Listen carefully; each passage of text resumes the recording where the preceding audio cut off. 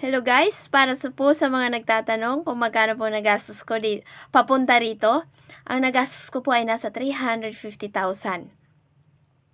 Kasi po nag-appearance kami sa Malaysia pa po at nagstay po kami, yung batch ko po, ng 4 days doon. Pero yung iba po, syempre higit pa doon ang nagastos dahil po nagstay sila ng 15 days. So kami po, 4 days lang kaya medyo mababa po ang nagastos namin.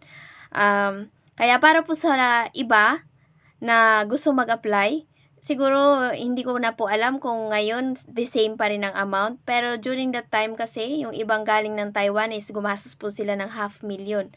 Kasi wala pong Poland Embassy sa Pilipinas. So, yun.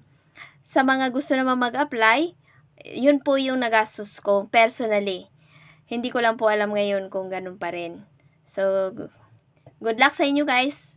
At saka, sana nasagot ko po yung katanungan ninyo. Bye!